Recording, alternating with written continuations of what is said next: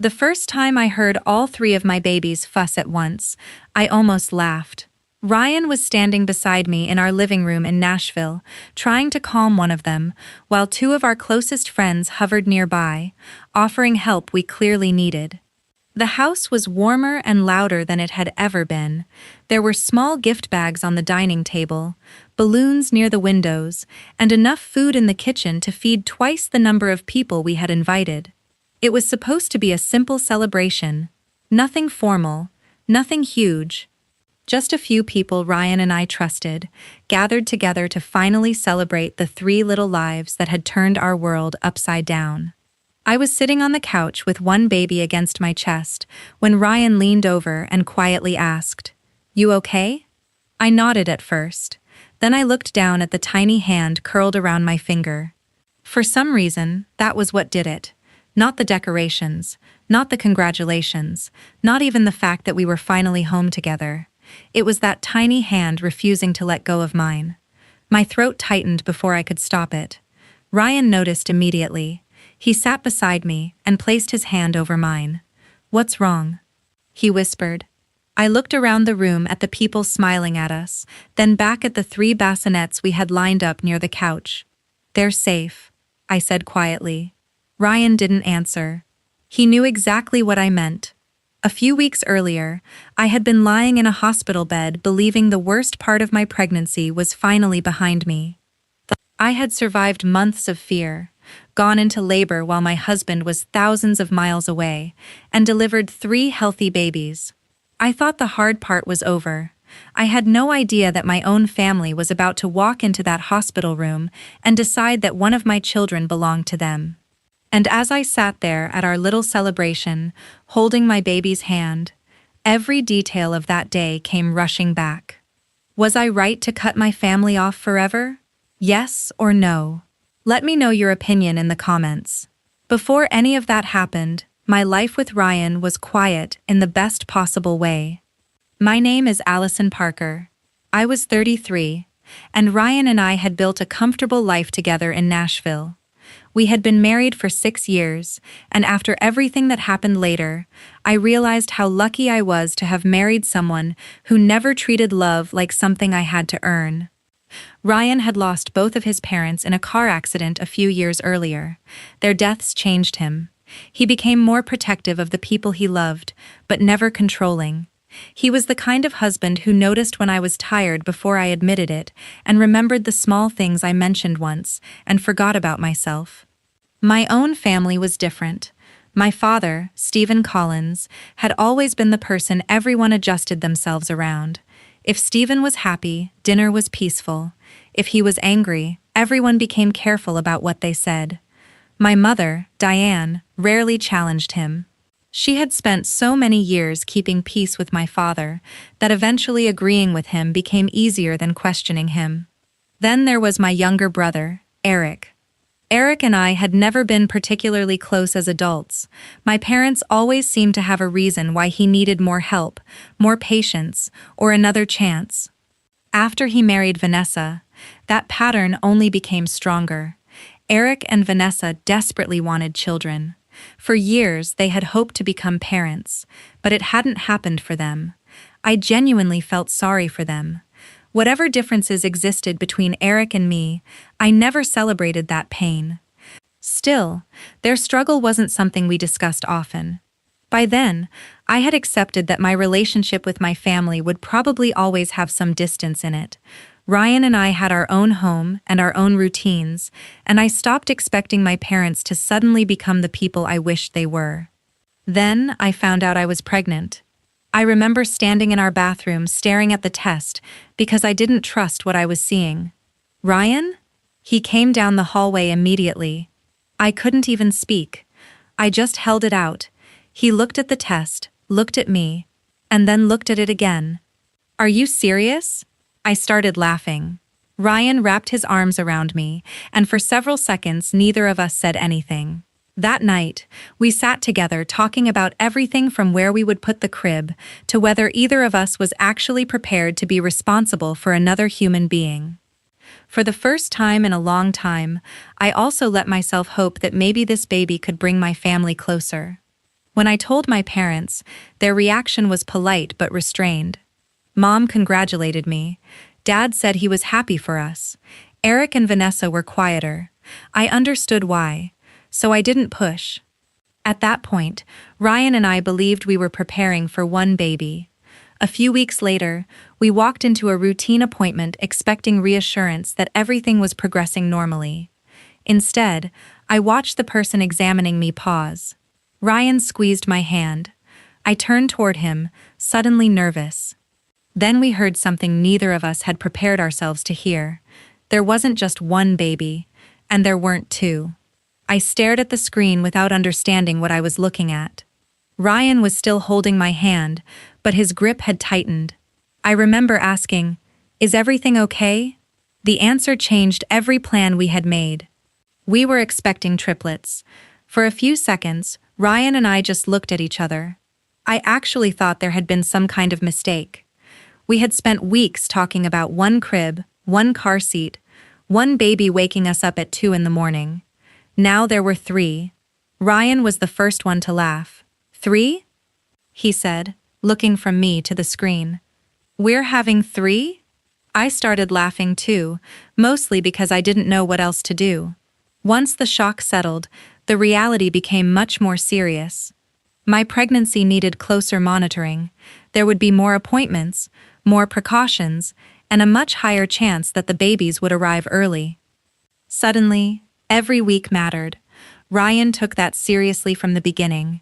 As my pregnancy progressed, he started doing almost everything that required lifting or too much time on my feet.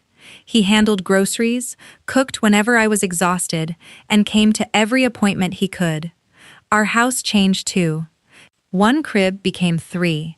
Boxes of diapers started filling a closet. Ryan assembled furniture in what had once been our spare room while I sat nearby reading instructions he insisted he didn't need.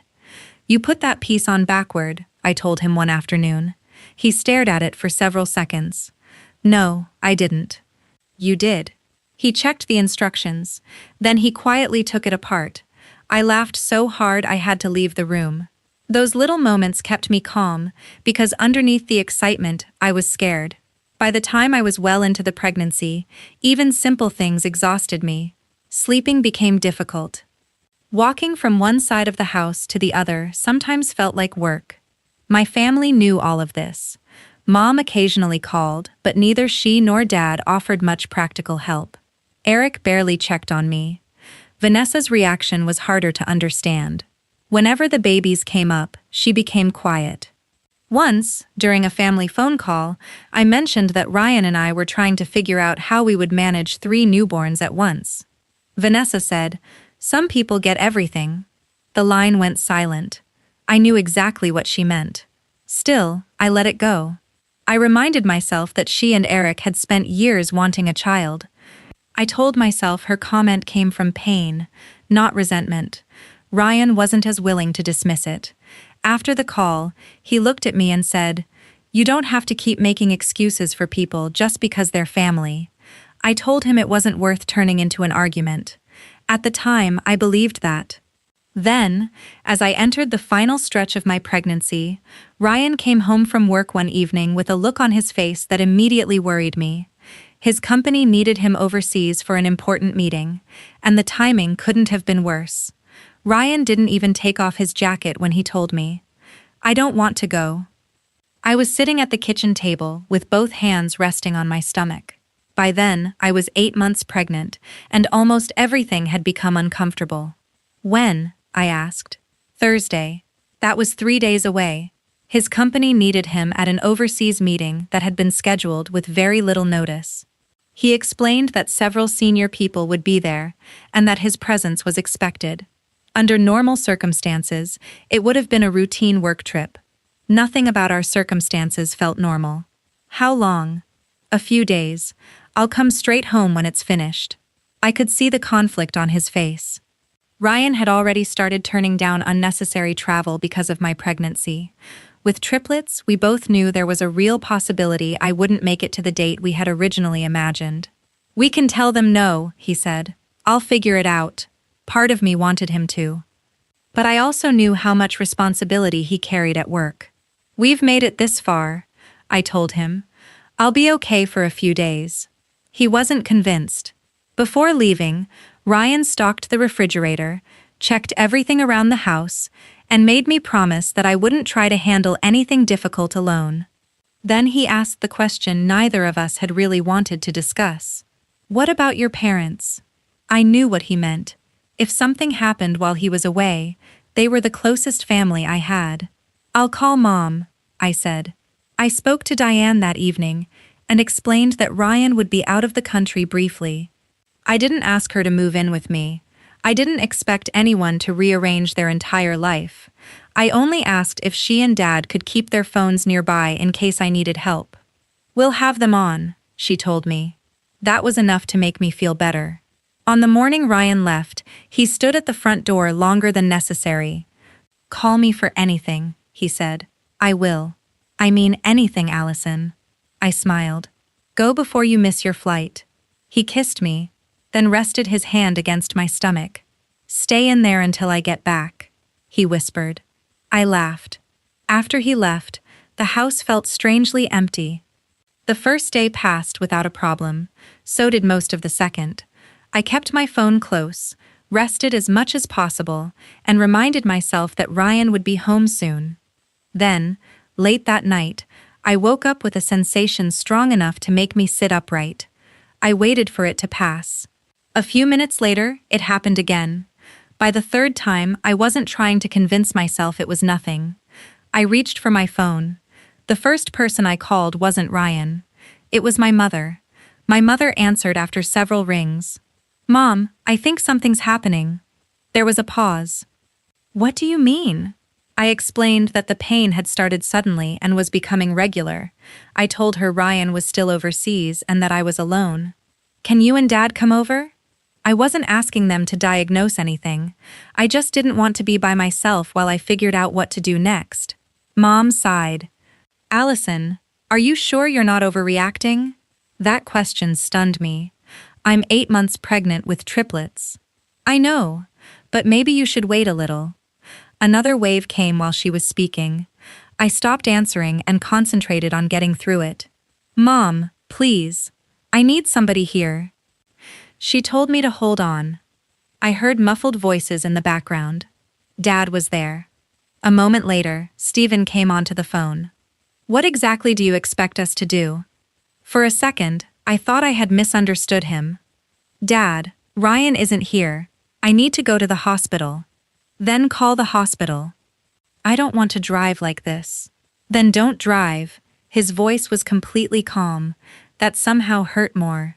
"Can you please just come get me?" He told me it was late, and that if this was really an emergency, I should call an ambulance. Then the call ended. I sat there staring at my phone. I had spent years telling myself that my parents were simply distant, that they weren't affectionate people, that expecting them to behave like Ryan's family once had wasn't fair. But that night, I finally understood the difference between being distant and simply not showing up when your daughter needed you. Another contraction pulled my attention back to what actually mattered. I called emergency services. I explained that I was 8 months pregnant with triplets, alone at home, and having regular contractions. From that moment, things moved quickly. The dispatcher kept me focused until the paramedics arrived. When I saw the ambulance lights through the front window, relief washed over me so strongly that I nearly cried. I unlocked the door and waited. The paramedics were calm, which helped me stay calm. They asked questions, checked me, and told me they wanted to get me to the hospital. As they helped me out of the house, I looked once at the empty driveway. Some ridiculous part of me had still expected my parents' car to appear. It didn't. Inside the ambulance, I finally called Ryan. He answered immediately. "Allison?" I could hear the panic in his voice before I said anything. "I'm on my way to the hospital. What happened?" "I think they're coming." For a moment, Ryan said nothing. Then he started asking questions so quickly that I had to interrupt him. "I'm okay. The paramedics are with me. I'm coming home." "Ryan, you're overseas." "I don't care." I told him to contact his company, change whatever he needed to change, and call me as soon as he knew his travel arrangements. When we reached the hospital, I was taken inside and evaluated immediately. Everything suddenly became real. This wasn't a false alarm. My babies were coming early. I lay there listening to people explain what needed to happen, while wishing Ryan was beside me. But underneath that fear was something else. Anger. My parents had known I was alone. They had heard me ask for help, and they had chosen to stay home. I didn't know it yet, but that wouldn't be the most painful choice my family made that week. Not even close. Once the medical team confirmed that the babies were coming, everything around me seemed to speed up. Because I was carrying triplets and they were arriving early, the doctors recommended a C-section. I was frightened, but there wasn't much time to sit with that fear. I kept thinking about Ryan. He should have been beside me. Instead, he was thousands of miles away trying to get on the earliest flight back to Nashville. Before I was taken in, my phone rang. It was him. "I changed my flight," he said. "I'm coming home." "When?" "As fast as I can." "Allison, I'm so sorry I'm not there. Just get home safely." I could hear how upset he was, so I forced myself to sound calmer than I felt. "We're going to be okay." That was what I wanted to believe. The delivery became a blur of bright lights, calm voices, and me trying to follow every instruction I was given. Then I heard the first cry. I stopped breathing for a second. Another followed. Then another. 3 separate little voices. I started crying immediately. I kept asking the same question. Are they okay? I needed to hear the answer more than once before I believed it. All 3 had arrived safely. Because they were early, the medical team wanted to monitor them carefully, but nothing I was hearing sounded like the disaster I had spent months secretly fearing. I had 3 babies. Ryan and I had actually made it to this moment. Later, when I was settled into recovery and finally had my phone again, I called him. The second he saw my face, he asked, "They're here?" I couldn't stop smiling. "They're here." "All 3?" "All 3. Ryan covered his mouth with his hand. For several seconds, neither of us could say anything. Then he laughed and wiped his eyes. "I missed it. You'll have the rest of their lives." That was when he told me his return travel was arranged, and he would get to Nashville as soon as the flights allowed. After we ended the call, I lay there feeling more peaceful than I had in months. And that was when I made the mistake of thinking about my parents. Despite what had happened the night before, I wanted to believe the birth might change something. Maybe hearing that their 3 grandchildren had arrived would make them realize how badly they had handled things. So I called my mother. "Mom," I said when she answered, "the babies were born." Her entire tone changed. "All 3? "Yes." There was a brief silence before she asked, "And they're okay?" "They're doing well." She said she wanted to come to the hospital. After the way they had abandoned me, I should have hesitated. Instead, I felt relieved. I told her they could visit. I thought my family was finally coming because they wanted to meet my children and make things right. I had no idea that before they ever walked into my hospital room, they had already been discussing what they believed I should do with one of my babies. The next time my mother called, she told me they were on their way. Not just her and Dad. Eric and Vanessa were coming too. That surprised me, but I tried to see it as a good sign. Maybe becoming an aunt and uncle meant something to them. Maybe Vanessa's strange comments during my pregnancy really had come from disappointment about her own situation, and I had been right not to take them personally. By the time they arrived, I was exhausted. I had barely slept. My body felt drained from everything that had happened, and all I wanted was for Ryan to walk through the door. Still, when my family entered my room, I smiled. Mom came in first. Dad followed her, then Eric and Vanessa. For the first few minutes, everything seemed almost normal. Mom asked how I was feeling. Eric looked around the room and made a comment about how strange it was that I was suddenly a mother of 3. Vanessa barely looked at me. Her attention stayed on the babies. I noticed it, but I didn't immediately think anything was wrong. Then Dad asked, So how are you going to manage 3? I gave a tired laugh. Probably with very little sleep. Nobody laughed with me. Dad glanced at Eric. That was the first moment I felt something shift. I looked at Mom. She wouldn't meet my eyes. What? I asked. Dad pulled a chair closer to my bed. You know what Eric and Vanessa have been through. My stomach tightened. I already knew where the conversation was heading emotionally, but what he said next was so far beyond anything I expected that for a moment, I genuinely wondered if I had misunderstood him. You have 3 babies now, he said. Your brother has none. I stared at him. And? Dad spoke as if he were explaining something perfectly reasonable. We think you should let Eric and Vanessa raise one. I actually laughed once. Not because it was funny, because my brain rejected the possibility that he was serious. I'm sorry? Vanessa finally looked directly at me. We could give one of them a good home. One of them already has a good home. Eric leaned forward. Allison, nobody's saying you're a bad mother. Then what exactly are you saying? He looked at Dad instead of answering me. That told me everything. This conversation hadn't started in my hospital room.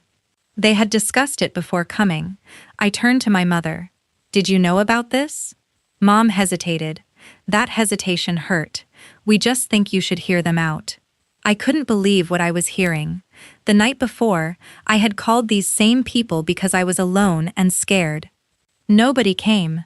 Now all 4 of them had managed to get to the hospital because they wanted something from me. No, Dad frowned. You haven't even thought about it. There's nothing to think about. Vanessa's expression changed. You have 3, Allison. The way she said it made my skin crawl. As if my children were numbers on a page. As if having 3 meant one was extra. I looked at her and said, They're my children, all 3 of them. Eric stood up. You know what Vanessa and I have gone through. I do. And I'm sorry. But that doesn't give you a claim to my baby. Dad's voice became firmer. Watch how you're talking to your brother. I turned toward him. I'm lying in a hospital bed after giving birth to 3 babies, and you're telling me to hand one over. How exactly would you like me to respond? Nobody answered. For several seconds, the room went quiet. Then Dad stood. He looked at the babies, then back at me. You're being selfish. That word almost took my breath away. I had spent my whole life hearing some version of it whenever I refused to give my family what they wanted. But this wasn't money. This wasn't a favor. This wasn't something I could replace. I looked straight at Stephen. No child of mine is leaving with anyone. Eric muttered something under his breath. Dad turned toward him. Then Vanessa stepped closer to one of the babies. I immediately sat straighter. Don't. She stopped. My father looked at me with an expression I knew too well. The conversation was over in my mind, but in his, my answer was apparently still negotiable. I looked at Vanessa and repeated myself. Please step away from my baby. She did, but only after glancing at Eric. That small look between them told me they had discussed far more than they were admitting. Dad moved closer. Allison, stop turning this into something ugly. I almost couldn't believe those words came from him. I'm turning it ugly?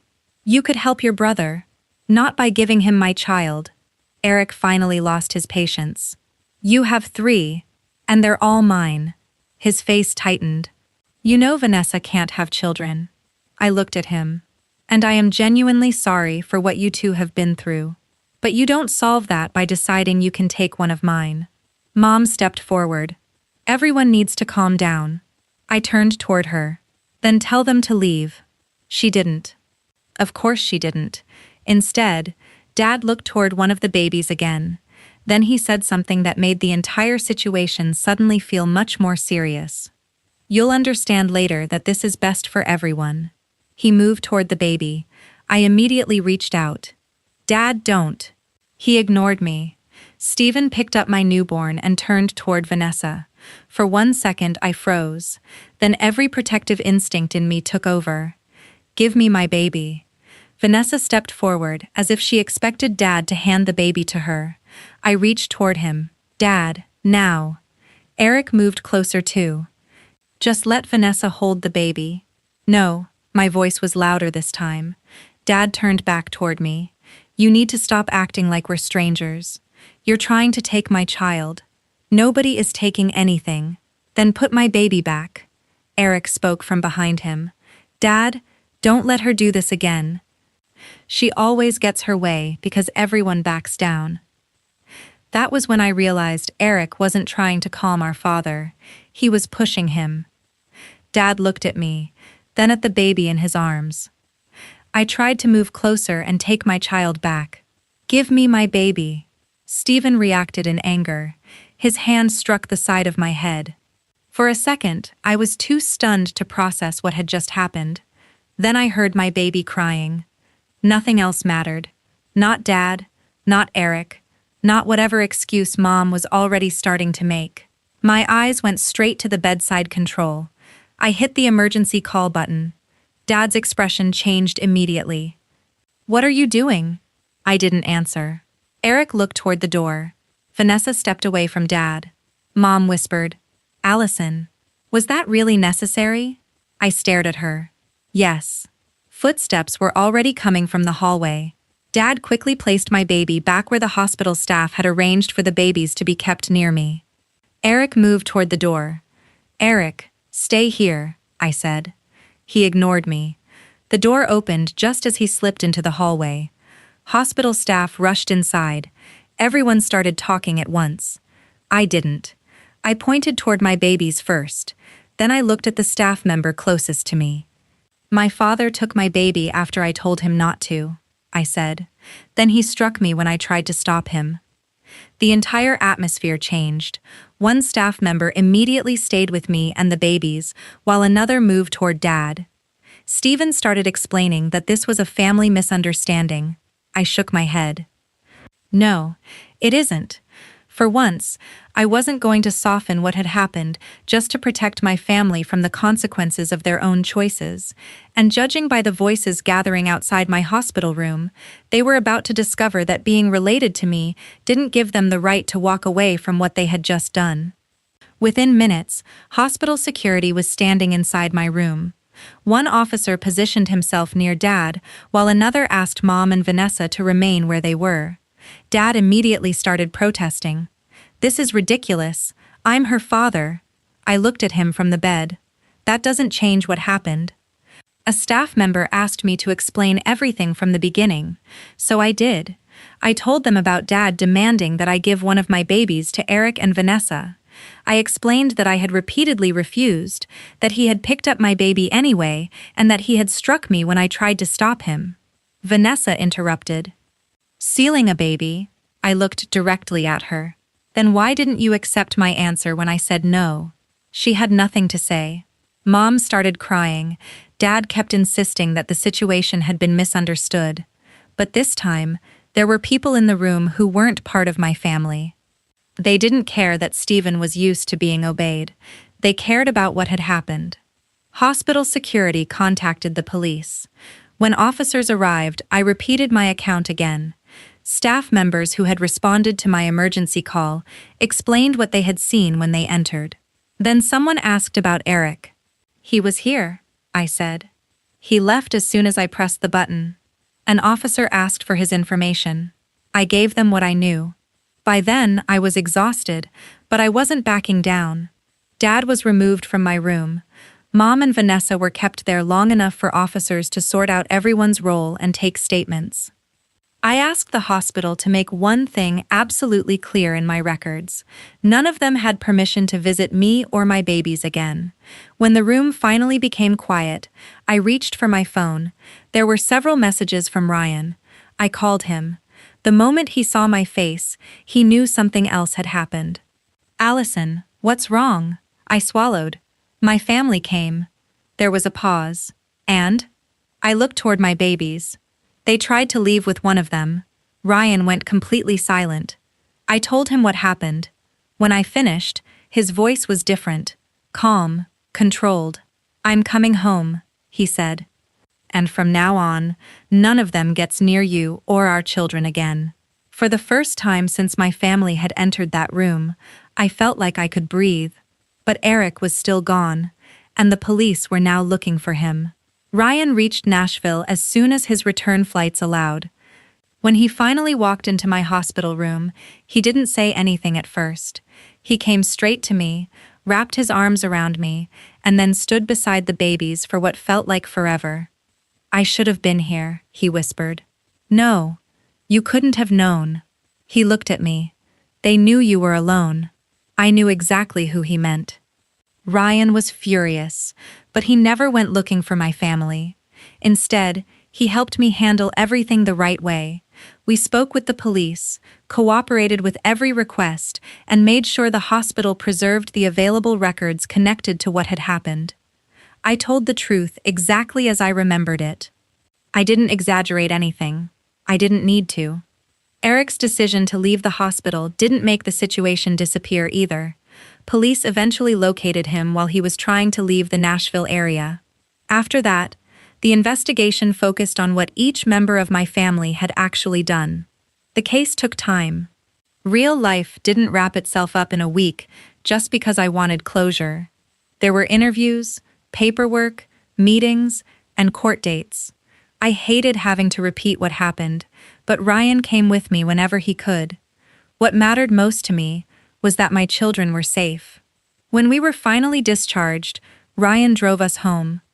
That first night, I stood in our living room looking at 3 bassinets and realized I had never felt more exhausted or more grateful. The legal case continued without me needing to chase revenge. Prosecutors handled the criminal side based on the evidence and statements gathered at the hospital. Stephen faced the most serious consequences because he had ignored my refusal, taken my baby from me, and escalated the confrontation. Eric also had to answer for his involvement. Diane and Vanessa faced consequences based on what investigators determined about their participation in the plan and what happened inside my room. By the time the court process ended, there were convictions and court-ordered restrictions that made one thing very clear. None of them could simply pretend that what happened had been a normal family disagreement. Stephen received the harshest sentence. For me, though, the most important decision wasn't made by a judge. I made it myself. I cut contact with all 4 of them. No calls, no surprise visits, no access to my children. Ryan never asked me to forgive them, and he never pressured me to forget. He simply helped me build the peaceful home I had wanted all along. And eventually, when life stopped feeling like one emergency after another, Ryan and I decided it was finally time to celebrate our babies properly. That decision brought me back to the room where my story began. And just like that, I was back on our couch. The same little hand was still wrapped around my finger. Ryan was beside me, watching quietly as I wiped my eyes. "They're safe," he said. This time, I smiled. I know. That was the difference. For weeks, I had been thinking about everything my family had taken from that experience. The fear, the hospital room, the first days that should have been peaceful. But sitting there, surrounded by people who had shown up because they genuinely loved us, I realized Stephen hadn't taken the most important part. My children were home, Ryan was home, and I was no longer waiting for my parents to become the family I needed. A little later, Ryan stood beside me as our friends gathered around. We had kept one small thing for this moment: their names. Ryan looked at me and smiled. I picked up our first little boy. "This is Owen." Ryan gently lifted his brother. "And this is Henry." Then I reached for our daughter. I looked down at her tiny face before turning toward everyone. "And this is Grace." The room filled with applause, laughter, and a few happy tears. I looked at Owen, Henry, and Grace, then at Ryan. For years, I thought family was something I had to keep fighting to hold together, no matter what it cost me. I don't believe that anymore. Family is the person who gets on the first flight home. It's the people who show up when you need them. And it's 3 tiny hands reminding me that sometimes losing the family I kept chasing is exactly how I finally found the family I was meant to protect.